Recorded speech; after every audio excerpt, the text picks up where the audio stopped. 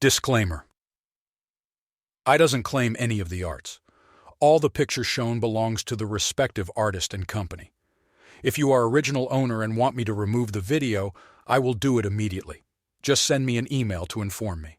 At the beginning of this episode, we see Kim is fighting with the monsters that came from the gate. He crushes the head of one of the monsters, destroys another monster's jaw with his fist, and knocks another to the ground with a hook. The corpses of the monsters fell on each other. Kim activates his power and disintegrates and absorbs the corpses of the monsters. Through his fight with monsters, Kim realizes that the cause of predation failure is based on fatigue. His current fatigue is at 52%, and if fatigue passes 70%, his skills won't activate. Most skills are activated based on the usage of mana, but that doesn't mean that it's the only thing to think about. That's because fatigue also plays a major factor.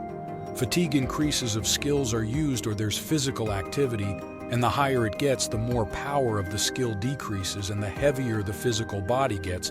He finds it unfortunate that there's several factors to consider. However, Kim Tan discovered that if he absorbs dead monsters, he can recover his mana without having to spend any. This is because the target's life activity has stopped, so mana will no longer be consumed. And with that, he successfully completes predation and recovers his mana. And he realizes that if he goes this fast, he can even be a SS rank or even the first SS rank.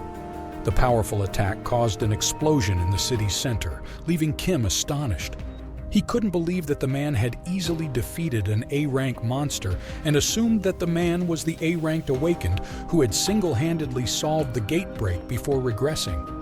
He knew the man was the Blade of Lunacy, a hero, and confirmed that the man was as strong as the rumors said. Hyunsu, grinning, made a silly face, saying that the foolish monster was at the end of his life, all because of that sword. With watching this, Kim agreed with the rumors that Hyunsu was a bit silly. As he continued to watch the hero, he wondered why the hero had suddenly appeared in the area.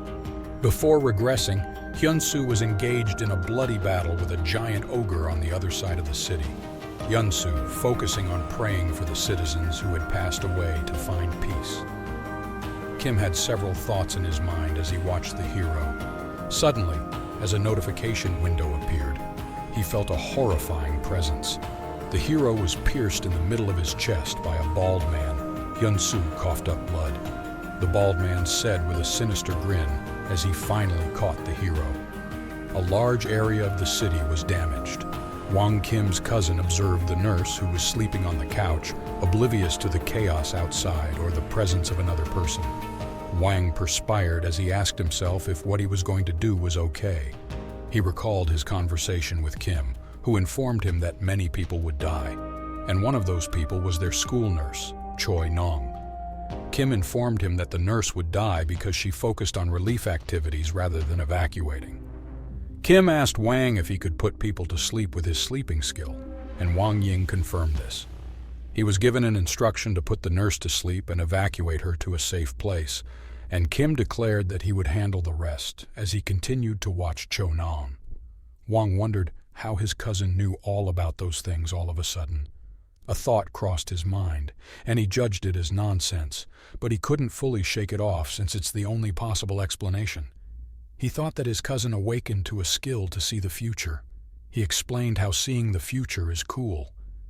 An imaginary Kim with a crystal ball and cloak tries to say no, but Wang chose to think that nothing would go wrong. Meanwhile, Kim could only curse upon seeing the scene before him.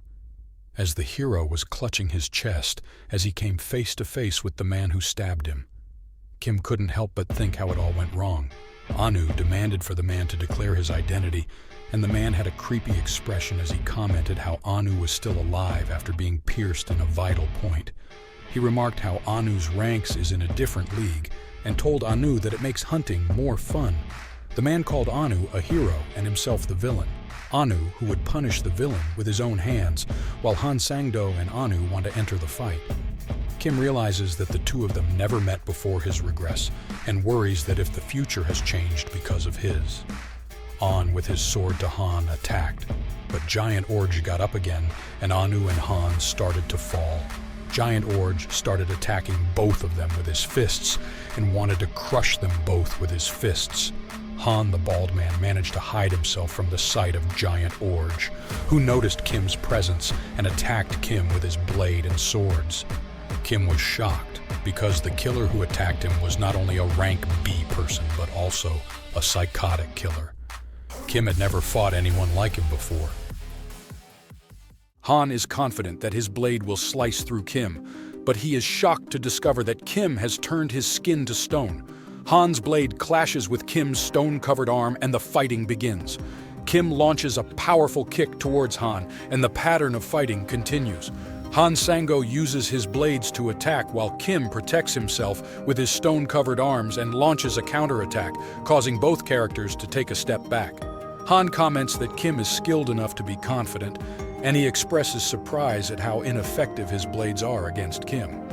He wonders how Kim could know about him, but he shouldn't conclude that he has a chance of winning just because his blades are not working against him. Kim is shocked to hear that it's as if Han knew his thoughts, and Han advises him to know that the world doesn't go according to his plans. Han makes himself invisible and disappears. Kim instantly recognizes the stealth skill he used. He assumes a combat stance in preparation for the hidden enemy, unaware that Han is behind him.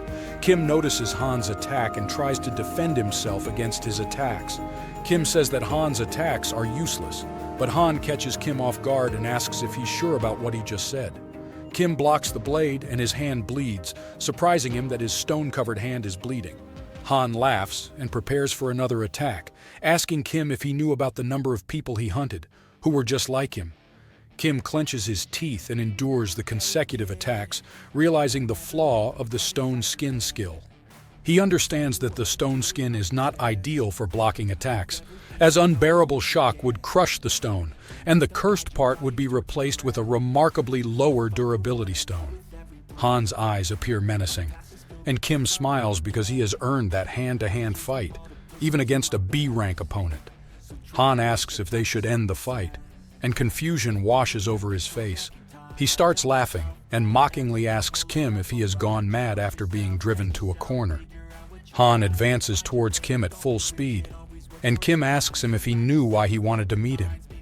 Han dismisses him instantly, and a red hue appears in his eyes as he witnesses Kim using his power. Kim reveals that his intention was to take his stealth skill, and Han got shocked about the wicked mana that he felt. He gets annoyed that Kim was hiding that, but doesn't seem scared at all, laughing and calling him a fool. He activates his stealth skills, confident that Kim couldn't hit him when he couldn't even see him. However, Kim seems unfazed and reminds him of what Hang said earlier, that all skills have weaknesses. Kim realizes something after devouring monsters several times, and he tells Han that wherever he hides or runs away to, he is doomed. Suddenly, Han screams and Kim's red blades rip him into pieces. The sun rises and An is lying face down on the ground, cursing and regretting being stabbed by the villain. The giant ogre appears before him, roaring loudly, and punches An, causing a loud noise and debris in the area. The smoke and dust clear, revealing Kim, who used his stealth skill to save An. The giant ogre turns towards Kim and roars, while Kim smiles and covers his body with his aura, uttering that it's no wonder An is on the ground since it was comfortable here. Thank you for watching this video until the end.